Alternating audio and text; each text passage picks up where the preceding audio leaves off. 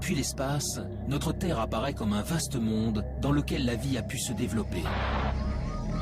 Aujourd'hui, sur la planète bleue, les océans et les continents sont peuplés par des millions d'espèces de plantes, d'animaux, de virus ou de bactéries, et par plus de 7 milliards d'êtres humains.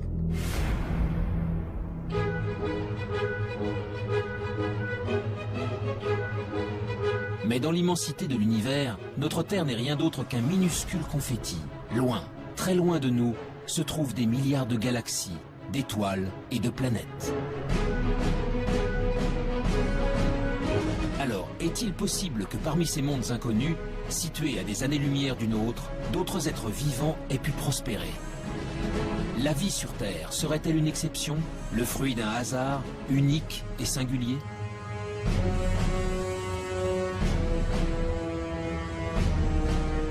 Depuis des décennies, astronomes et biologistes scrutent le ciel à la recherche du moindre signe de vie extraterrestre.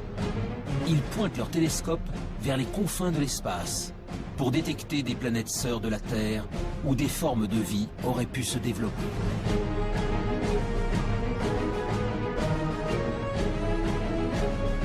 Dans le monde entier, des hommes et des femmes tentent de résoudre enfin l'une des plus grandes énigmes de l'humanité. Sommes-nous seuls dans l'univers ?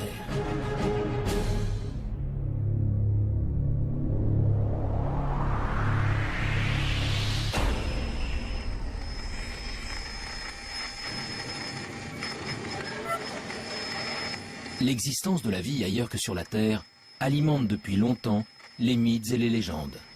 OVNI, extraterrestres, martiens. Les auteurs de science-fiction ou les témoins d'événements anormaux véhiculent cette idée qu'un jour, une rencontre avec des êtres venus d'une autre planète est possible. Pour découvrir si cette idée relève du fantasme ou de la réalité, c'est l'univers tout entier qu'il faudrait parvenir à explorer. Mais les énigmes qui l'entourent sont nombreuses. Créé lors du Big Bang il y a environ 13,5 milliards d'années, il est tellement vaste que nous n'en connaissons même pas les dimensions. À l'intérieur se trouveraient des centaines de milliards de galaxies, et dans ces galaxies, des centaines de milliards d'étoiles. Notre Soleil et les 8 planètes qui gravitent autour ne sont donc que quelques grains de poussière dans le cosmos. Alors, où commencer cette quête de la vie ailleurs? Dans quelle direction regarder? Et que chercher?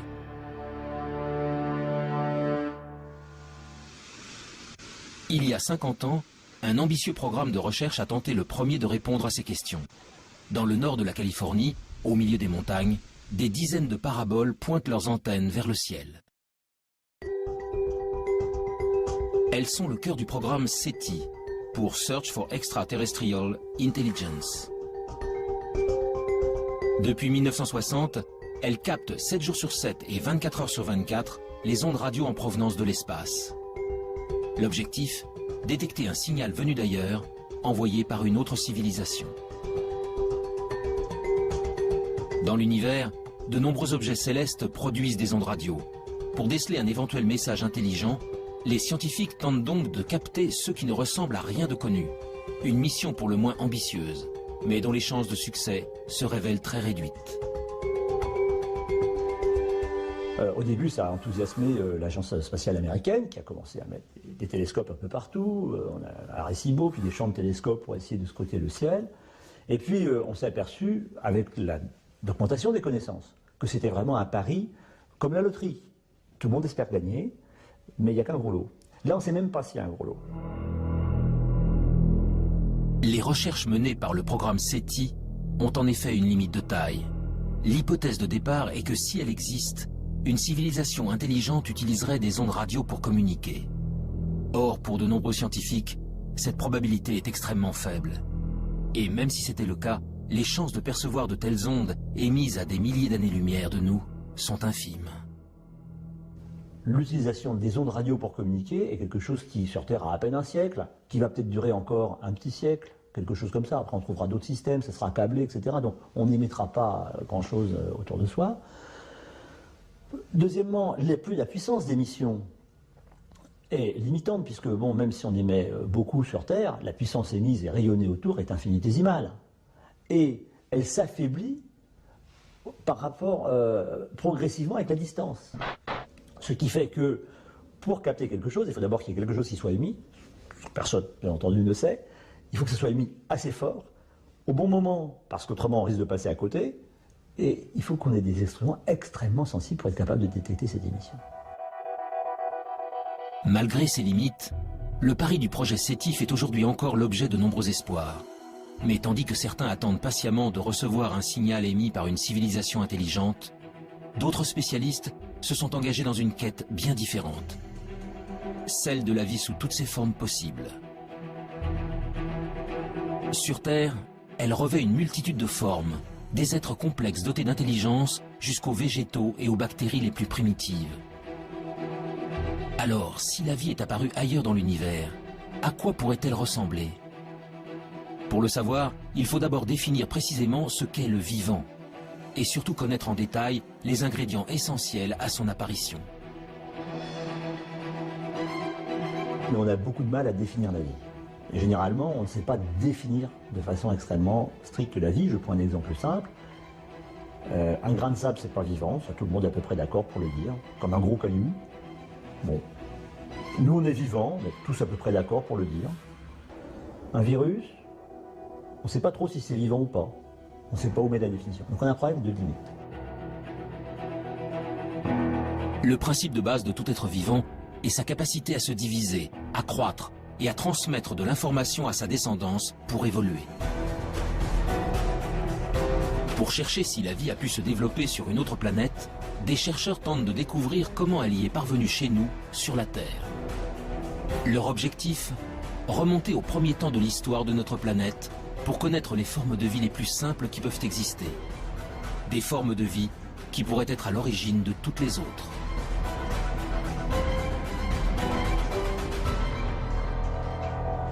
Nous sommes au Centre de biophysique moléculaire d'Orléans.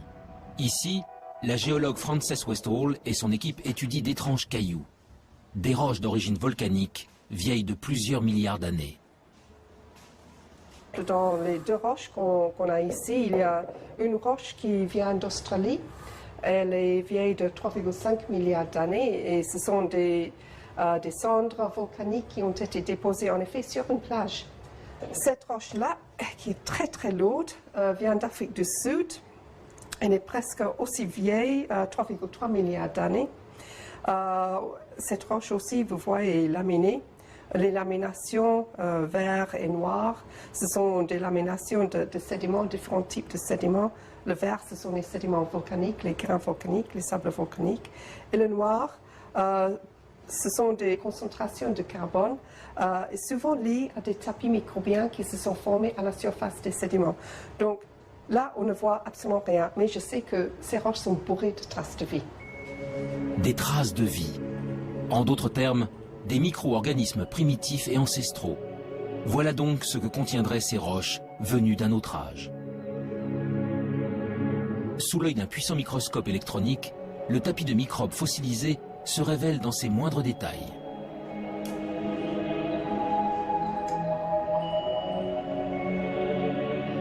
Oui, ici on voit tous les filaments qui ont formé la surface de ce tapis. Tous les filaments sont en orientation, comme ça. Comme si elles ont été entraînées dans un flux d'eau. Il s'est formé sur la plage, dans une petite horizon qui sortait d'une source hydrothermale. Et en effet, c'est l'écoulement de ces fluides riches en silice de la source hydrothermale qui a tué le tapis et l'a fossilisé. C'est le plus vieux tapis microbien vraiment bien préservé en 3 dimensions. Il n'existe pas un autre exemplaire au monde pour le moment. Ces bactéries filamenteuses de quelques micromètres de long sont donc les êtres vivants les plus primitifs jamais découverts. Des organismes simples, à partir desquels ont peut-être évolué les millions d'espèces qui peuplent aujourd'hui la Terre. Ailleurs dans l'univers, c'est aussi à ça que pourrait ressembler la vie. Mais pour espérer la découvrir, il faut répondre à une autre question essentielle. Comment ces microbes sont-ils apparus il y a 3,5 milliards d'années? En d'autres termes, comment, sur Terre, sommes-nous passés de matériaux inertes à des êtres animés d'un souffle de vie? On n'a pas les réponses sur Terre. Et je ne suis pas sûr qu'on puisse la trouver un jour sur Terre. Bien sûr, on la cherche. On cherche surtout à dire, est-ce qu'on a des chances de la trouver? Par des expériences de chimie de laboratoire ou par de la géologie en allant plus loin. Mais là, il y a un trou. Et donc ce trou-là, l'apparition de la vie, le passage de l'inerte au vivant, on sait pas, actuellement, on ne sait pas y répondre. Et c'est tout le thème de la recherche de l'exobiologie et de l'origine de la vie. L'instant décisif où la vie a fait son apparition pour la toute première fois restera longtemps encore un mystère. Mais depuis plusieurs décennies, les biologistes ont malgré tout avancé à pas de géant dans leur compréhension de l'émergence du vivant. Tout a commencé en 1953, avec une expérience inédite réalisée par Stanley Miller, un jeune chimiste de l'Université de Chicago. Stanley Miller a fait une expérience, et il a dit, je vais prendre des ingrédients, comme si c'était de l'atmosphère primitive, et puis je vais faire des décharges électriques dedans, et je vais voir ce qui se produit. Et c'est comme ça qu'il a fait une des premières démonstrations, et la première démonstration historique, qu'à partir d'éléments simples, le gaz carbonique, CO2, l'eau, H2O, l'ammoniac, NH3, ou l'azote, N2, donc des éléments simples, communs, etc., avec des éclairs électriques, en refroidissant, on était capable de produire des molécules comme celles qui fabriquent la vie telle que nous la connaissons, des acides aminés. Les acides aminés sont considérés comme les briques du vivant, des éléments primordiaux, à la base de chaque organisme, du plus simple au plus complexe. Sur Terre, ils sont au nombre de 20. En s'assemblant les uns aux autres, ils forment les protéines, de longues molécules qui composent les cellules et assurent toutes les fonctions de l'organisme.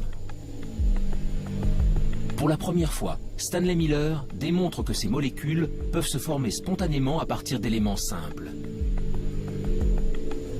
Du carbone, de l'hydrogène, de l'oxygène, de l'azote, du phosphore, du soufre. Des atomes présents partout à la surface de la Terre et qui réagissent entre eux lorsqu'ils sont soumis à un intense apport d'énergie.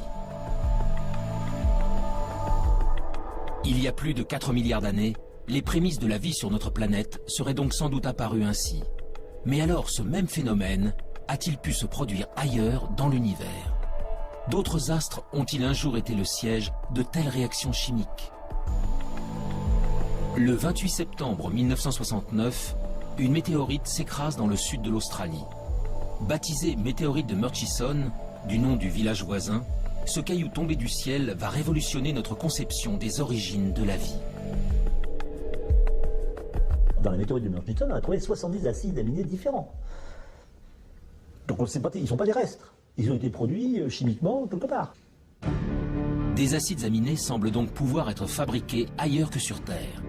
Pour découvrir où dans l'univers de telles réactions chimiques auraient pu se produire, direction la région parisienne, au sein du prestigieux Institut d'astrophysique spatiale.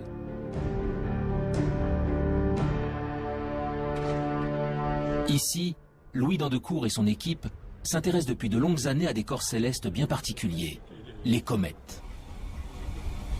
En ce qui concerne les comètes, eh bien disons, ce sont au moment de la formation des planètes, tout ne s'est pas formé en planètes, il est resté énormément de micro-planètes qui ne se sont pas complètement formées, qui se sont agrégées. Donc tous les grains qui sont des grains souvent de matière minérale, des grains de sable à la limite, se sont recouverts d'eau sous forme de glace, bien entendu, c'est pas de l'eau liquide, et ces objets, quand ils se rapprochent près du Soleil, la glace fond, elle pousse les poussières qui se sont agglomérées au départ, et c'est ces poussières qui font qu'on voit une très belle queue sur les comètes. Ces agrégats de roches venus du fond des âges, Louis Dandecourt tente d'en reproduire la structure dans son laboratoire. Son objectif, savoir si, au cœur des astres glacés se cachent, comme sur certaines météorites, les briques essentielles à l'apparition de la vie. À l'intérieur de cette petite enceinte sous vide, le chercheur injecte un mélange de gaz identique à ceux présents sur les comètes. De la vapeur d'eau, du méthanol, de l'ammoniac, du monoxyde de carbone. Puis il fait descendre le thermomètre jusqu'à moins 196 degrés, soit précisément la température régnant dans le vide intersidéral, aux confins de notre système solaire. C'est ainsi qu'il reconstitue artificiellement de la glace cométaire. Pendant 2 semaines, le mélange est bombardé par des rayons UV. Un rayonnement puissant qui équivaut à l'intensité émise par la lumière des étoiles pendant 1 million d'années.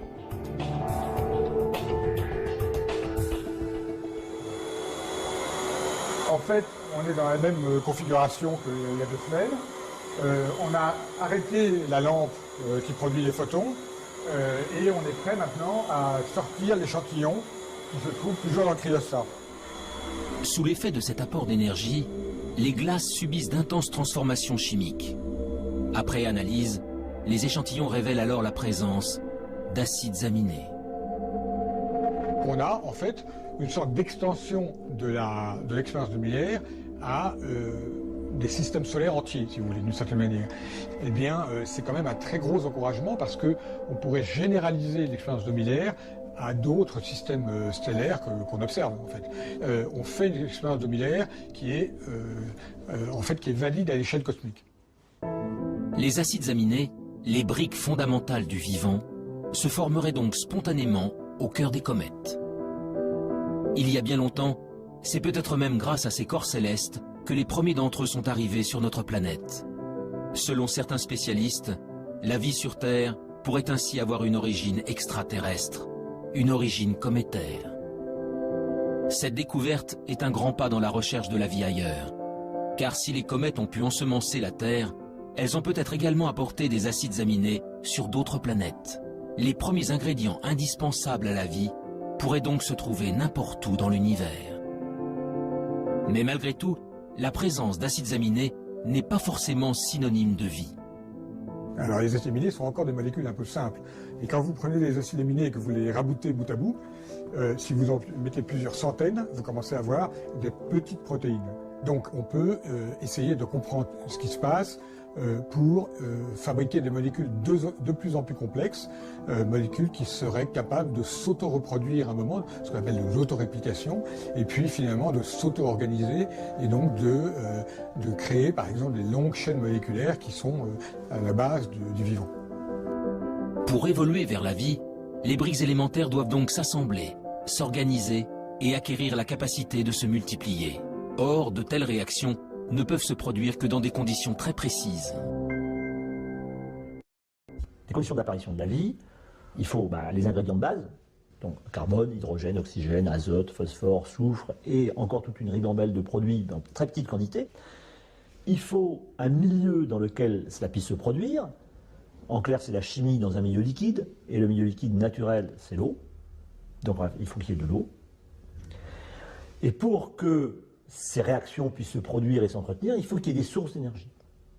C'est de la chaleur, des éclairs, qui transmettent de l'énergie à des nouvelles molécules, qui sont capables donc de générer des nouvelles molécules de plus en plus complexes. De l'eau, de l'énergie et des ingrédients de base capables de former des molécules complexes comme les acides aminés. Voilà donc les éléments essentiels à l'émergence du vivant. Grâce aux comètes, les acides aminés peuvent potentiellement se trouver sur n'importe quel astre rocheux. Le Soleil et les milliards d'étoiles de l'univers apportent quant à eux de l'énergie en grande quantité à toutes les planètes. L'eau, en revanche, l'eau sous forme liquide, est une ressource extrêmement rare. Partir en quête de la vie extraterrestre revient donc à chercher les endroits où de l'eau pourrait exister. Des endroits que les scientifiques ont baptisés les zones d'habitabilité. Où est-ce qu'on peut trouver ça? Dans quelle région autour d'un soleil on peut trouver ces conditions? Alors, pour simplifier, la zone habitable, c'est si je prenais la Terre et que je sois capable de la déplacer plus ou moins près de son soleil, il y a un moment où ça va chauffer beaucoup quand je m'en rapproche, il y aura une telle chaleur en surface que l'eau ne pourra exister que sous forme de vapeur. Il n'y aura plus de liquide. Si je m'éloigne, il va faire de plus en plus froid parce que je reçois de moins en moins d'énergie. Toute l'eau va se condenser, va devenir glacée. Donc je sortirai de la zone habitable. Donc ça me définit une zone habitable. Pour que de l'eau liquide subsiste à la surface d'une planète, celle-ci doit donc se trouver à la bonne distance de son étoile, ni trop loin, ni trop près. Dans notre système solaire, seule la Terre se trouve au cœur de la zone d'habitabilité. Mais pour de nombreux spécialistes, l'une de nos voisines pourrait, elle aussi, avoir abrité de l'eau dans le passé. Il s'agit de la planète Mars.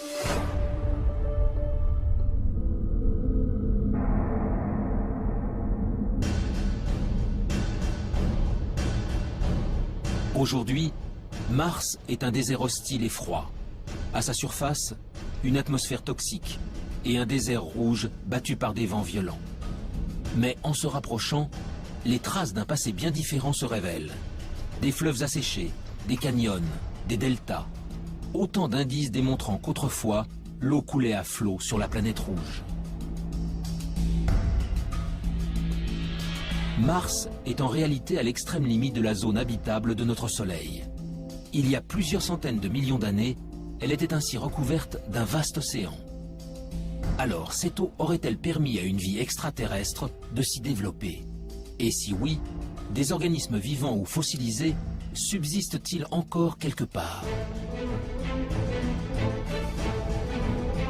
Depuis quelques décennies, la planète Mars fait l'objet de toutes les attentions. Américains, Russes, Européens y ont déjà envoyé près de 50 missions pour en percer les mystères. La dernière en date s'appelle Curiosity.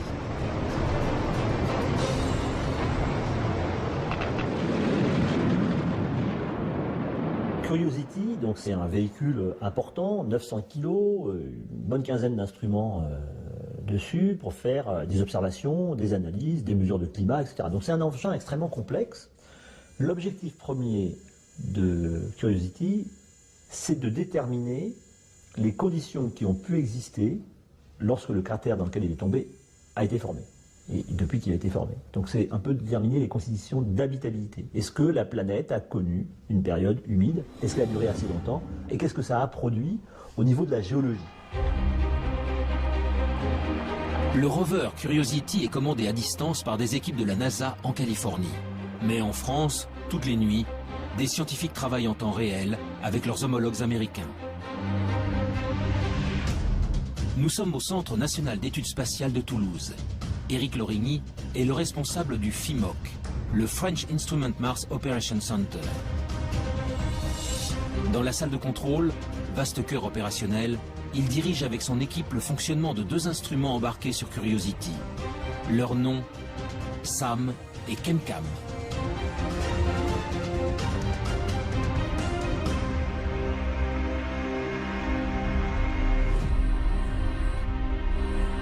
L'instrument ChemCam est un instrument qui envoie un laser sur des roches.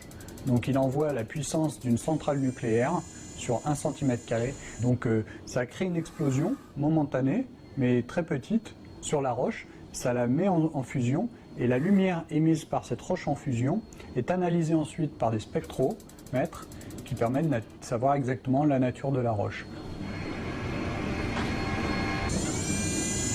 L'instrument SAM, il analyse, donc il récupère des échantillons, et il peut analyser soit de l'atmosphère, soit des échantillons solides, et après déterminer là très finement la nature exacte de ce qu'il y a à l'intérieur de ces roches ou de cette atmosphère.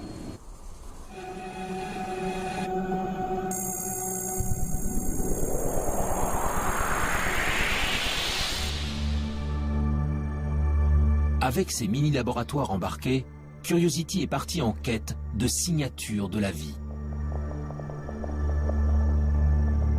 Très vite, ses premières analyses confirment que de l'eau a bel et bien coulé autrefois à la surface de la planète rouge. Mais pour naître et pour se développer, la vie a besoin de millions d'années. Alors le précieux liquide est-il resté suffisamment longtemps? Pour le savoir, Curiosity a déployé son bras robotisé pour creuser le sol martien. Nous avons fait 2 forages à l'intérieur de la planète Mars, donc ce sont des trous de 6 cm à peu près de profondeur et qui font le diamètre d'une pièce de 1 centime. Voilà. Et ces 2 forages que nous avons faits nous ont permis de découvrir de l'argile et de l'argile dans un milieu sans oxygène où la vie pourrait naître. L'argile est le fruit d'une longue dégradation de la roche par de l'eau. Sa présence est donc la preuve irréfutable que l'eau liquide a existé pendant longtemps sur le sol martien. Mais si la vie est un jour apparue sur la planète rouge, il est impossible qu'elle subsiste aujourd'hui en surface. Car Mars est en permanence soumise aux rayons cosmiques venus de l'espace. Des rayons puissants qui détruisent instantanément toute molécule organique. Le seul espoir viendrait donc des profondeurs de la roche.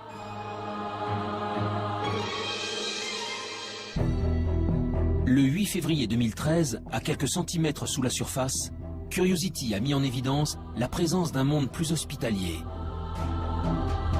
Des roches gris-vert, non oxydées, bien à l'abri des rayonnements nocifs. Pour l'heure, le rover n'y a décelé aucune trace de vie, ni même d'acides aminés. Mais ces premiers indices ont encouragé les scientifiques à poursuivre leur quête. Bientôt, un nouveau robot encore plus performant prendra la relève de Curiosity. Son nom, ExoMars.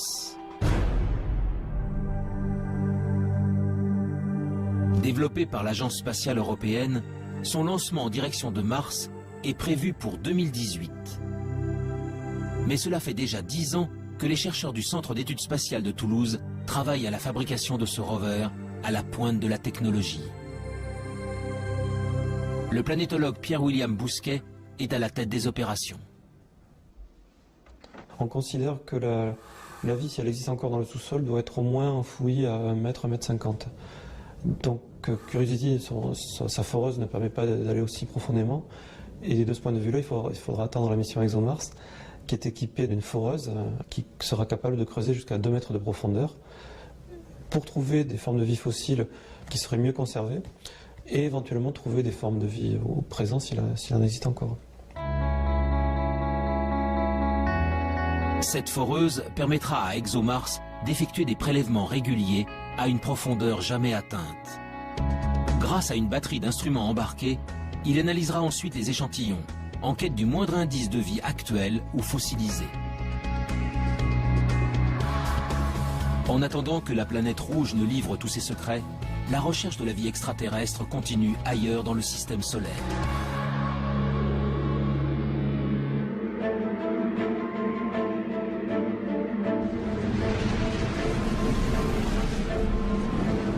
Au-delà de Mars, les planètes rocheuses cèdent la place aux géantes gazeuses.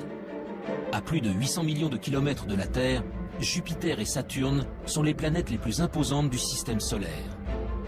Composées principalement d'hélium et d'hydrogène, leur surface n'est autre qu'un vaste océan de gaz. Autour d'elles gravitent de très nombreux satellites naturels, des astres rocheux qui attirent l'attention des exobiologistes depuis de longues années. Nous sommes au laboratoire de planétologie et géodynamique de Nantes. Ici, depuis plus de 10 ans, le planétologue Olivier Grasset et son équipe tentent de percer les secrets des satellites des géantes gazeuses. Pendant longtemps, c'est-à-dire avant les missions Voyager, on a toujours considéré que l'environnement externe, c'est-à-dire le monde au-delà de Jupiter, est un environnement très froid. Ce qui est vrai. Et très froid, c'est vraiment très froid. C'est-à-dire qu'à Jupiter, il fait à peu près moins 120 degrés Celsius.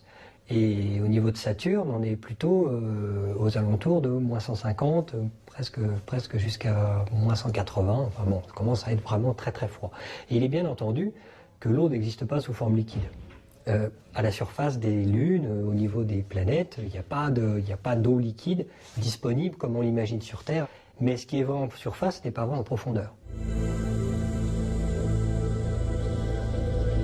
Loin, bien loin du Soleil, les satellites des géantes gazeuses sont pour la plupart recouverts d'une épaisse couche de glace. Mais en 1979, la sonde Voyager 1 découvre Europe, la 6e lune de Jupiter. Les clichés révèlent alors une surface extrêmement lisse, la plus lisse de tout le système solaire, parcourue par de mystérieuses lignes sombres. 15 ans plus tard, la mission américaine Galileo livre des photos en haute résolution et vient approfondir ses observations. Une façon assez simple de l'expliquer, c'est quand on a des poches liquides en dessous. C'est beaucoup plus difficile à expliquer si on n'a que du solide en dessous. Il y a aussi des très grandes fractures, plusieurs milliers de kilomètres. à la surface. Et ces fractures, en fait, on a pu voir qu'elles n'étaient pas faites de glace pure, mais qu'elles étaient faites avec un mélange de glace et de sel. Donc ça, c'est évidemment quelque chose qui très rapidement nous a fait penser, en dessous, il y a peut-être un océan liquide avec des sels, un océan salé. Parce que si à un moment je casse la croûte, l'océan salé remonte, et puis ce qui va me rester, c'est cette signature de sel le long des lignes. En 1997, la mission Cassini s'envole à son tour pour explorer le système de Saturne. Et là encore, une lune au comportement exceptionnel va mettre en émoi la communauté scientifique. Son nom, Encelade. Jusqu'à la mission Cassini, Encelade est une lune parmi tant d'autres. Jusqu'au jour où Cassini survole la Lune et se rend compte qu'il y a un geyser, alors là un geyser géant, qui existe au niveau du pôle sud et qui évacue en permanence de l'eau liquide dans l'espace. Et Cassini est passé au travers de ce geyser et a démontré que c'était bien de l'eau, enfin qu'il y avait d'autres constituants, mais principalement de l'eau, ce qui nous a permis d'affirmer qu'il y avait une poche liquide sous la glace au niveau du pôle sud. Encelade, tout comme Europe, mais aussi d'autres lunes appelées Callisto et Ganymède, posséderaient donc de profonds océans.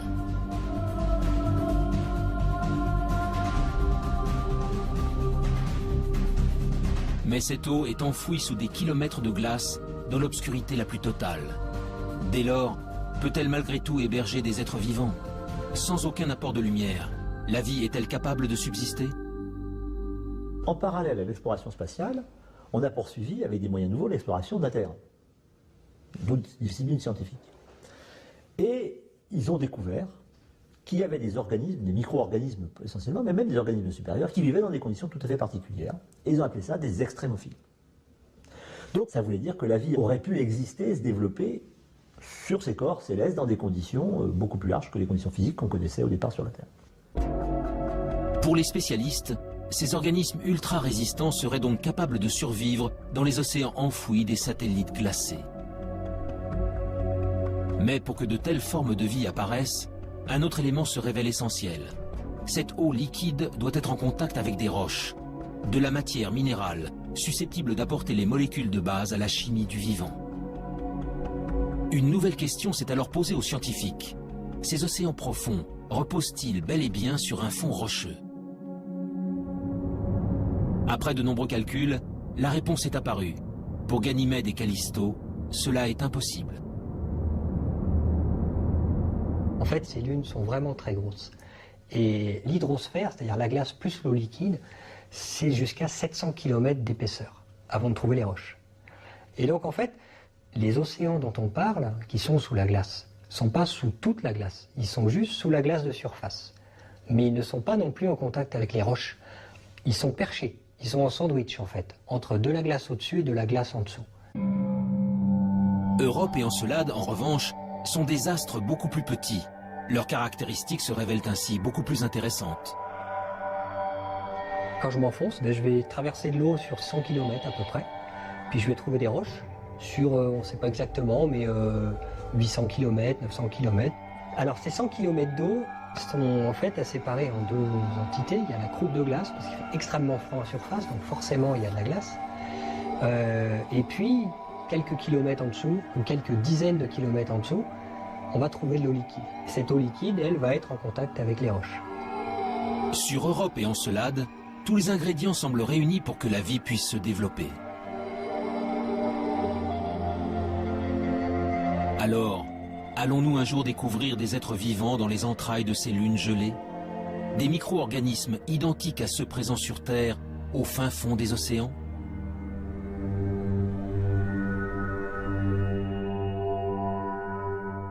Alors les exobiologistes, il y en a déjà qui sont prêts à aller creuser un trou et à lancer la pêche à la ligne ou au filet pour ramasser une sirène. Ça, bon. Mais bon, on ne va pas lancer tout de suite le pêcheur. Pour deux raisons. La première, c'est qu'on va confirmer l'océan, on va essayer de le caractériser. Et puis, le trou, il faut quand même percer profond parce qu'on ne sait pas s'il y a entre 5, 10, 18, 20, 100 km d'épaisseur de glace. Sur Terre, l'épaisseur de glace la plus grosse qu'on connaisse, c'est 3 km au pôle sud. Bon, donc 100 km de glace, même 10 km de glace, ça fait beaucoup à trouver quand même. Puis dessous, il y a un petit océan qui fait 10, 20, 100, 1000 km de profondeur. Et c'est pas facile d'y aller. Donc avant d'aller analyser sous de la glace, on a le temps. D'autres missions d'observation seront lancées dans les prochaines décennies pour mieux connaître les satellites de Jupiter et de Saturne.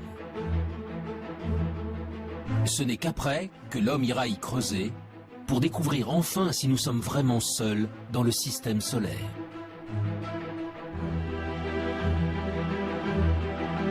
Mais la quête de la vie ailleurs ne s'arrête pas aux astres tournant autour du Soleil. Bien au-delà de Pluton, à des années-lumière de la Terre, il existe des milliards d'autres soleils, entourés de milliards de planètes. Parmi elles, il existe peut-être une sœur jumelle de la Terre, une planète rocheuse située exactement à la bonne distance de son étoile. Un monde habitable où des êtres vivants pourraient prospérer. Mais comment le savoir? Par quels moyens peut-on détecter des astres aussi lointains, ce que l'on appelle des exoplanètes? Les exoplanètes, on ne va pas aller les visiter. Hein. Elles sont à peu près la plus proche des exoplanètes, elle est au moins à 4 ou 5 années-lumière. Donc avec les systèmes actuels, pour y aller, c'est entre 500 et 5000 ans. C'est bon. Donc au-delà, même ça, c'est pas envisageable. Une mission en 400 ans, c'est pas prévoir actuellement. Dans les budgets, c'est pas prévu. Donc on n'arrive pas à le faire. Donc on ne pourra que les observer.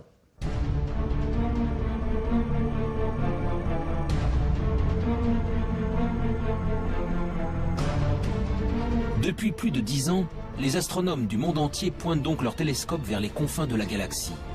La traque des exoplanètes est aujourd'hui l'un des domaines majeurs de l'exobiologie.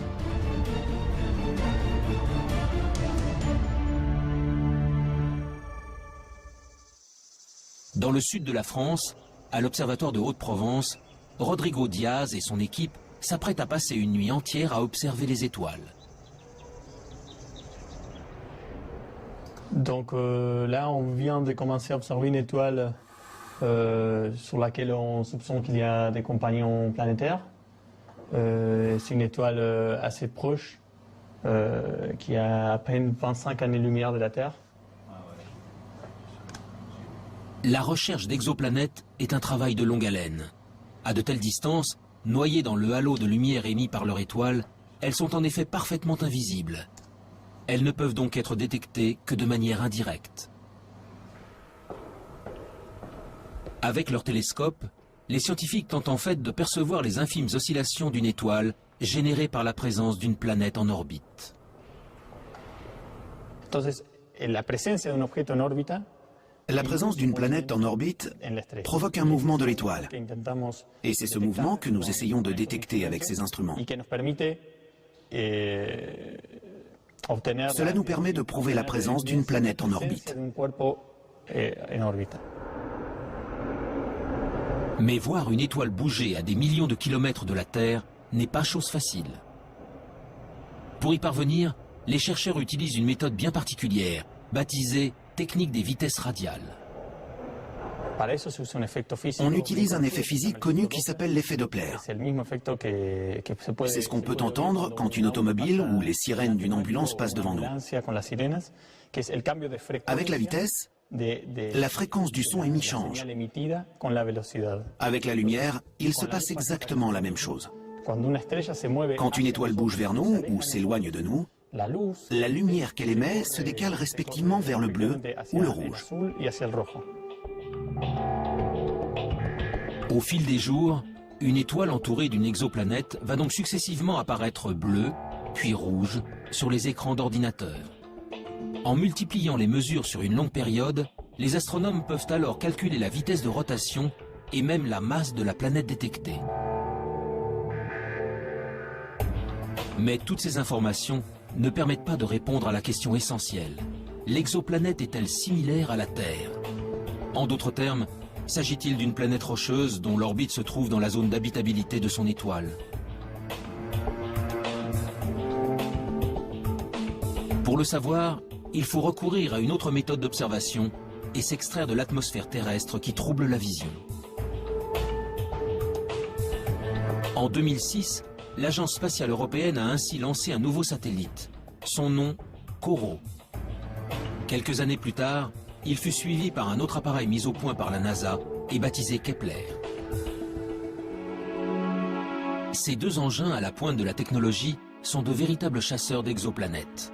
Les yeux rivés vers l'espace, ils scrutent simultanément des dizaines de milliers d'étoiles. Leur objectif, détecter la survenue de mini-éclipses. Des éclipses causées par le passage d'une planète juste devant son étoile, que les scientifiques appellent des transits.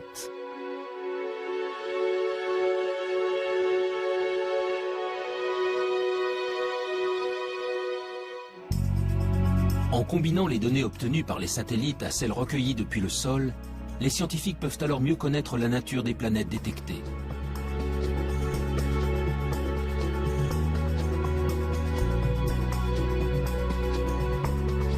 Et après seulement 20 années de recherche à l'échelle internationale, la moisson se révèle spectaculaire.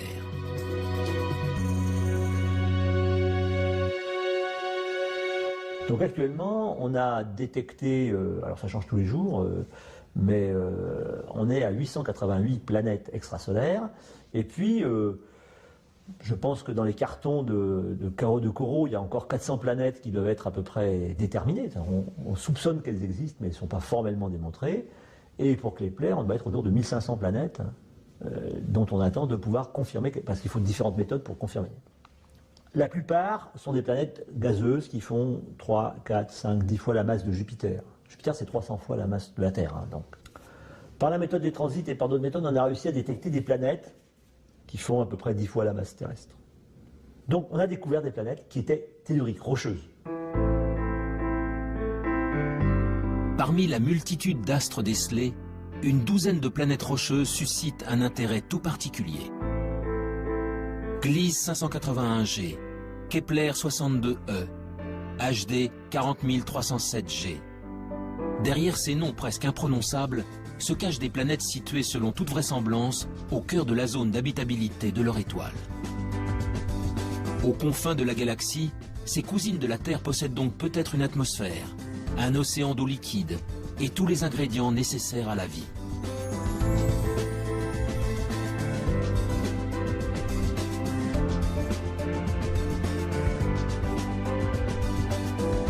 Mais dans sa quête d'autres mondes, l'homme se trouve sans cesse confronté à l'immensité de l'espace. En effet, comment savoir si l'une d'elles héberge effectivement des êtres vivants? Comment détecter une forme de vie à sa surface, à des dizaines d'années-lumière de distance? Ces questions trouveront peut-être un jour des réponses grâce à une nouvelle génération d'instruments.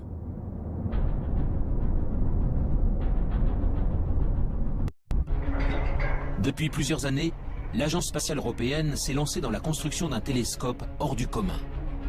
Son nom, l'EELT, pour European Extremely Large Telescope.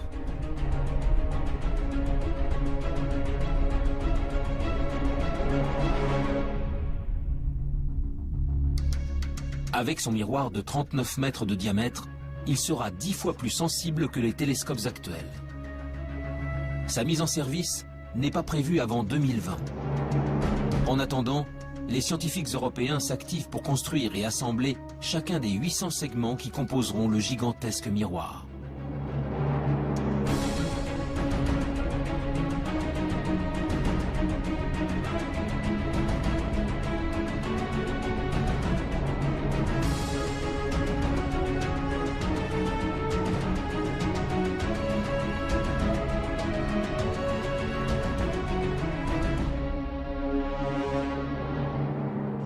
À Marseille, Jean-Gabriel Cuby est le responsable scientifique des opérations pour la partie française. Ce que l'on vise avec l'EELT, c'est réellement de faire une image directe de la planète et donc de la séparer de son étoile. Bien évidemment, l'étoile autour de laquelle la planète gravite est des millions ou des milliards de fois plus lumineuse que la planète. Et donc, la difficulté de la technique consiste à isoler le mieux possible la lumière qui vient de l'étoile de manière à pouvoir distinguer la planète. Donc c'est ce qu'on appelle l'imagerie directe. La quête ultime est d'arriver un jour à réaliser des images de planètes relativement semblables à la Terre, en tout cas de même taille, et on espère également pouvoir donc caractériser les atmosphères de ces planètes. Dans sa chasse aux planètes sœurs de la Terre, l'EELT sera appuyé par un autre projet tout aussi ambitieux, le James Webb Space Telescope, développé par la NASA. Lui ne scrutera pas le ciel depuis le sol, mais depuis les confins du système solaire, à 1,5 million de kilomètres de la Terre.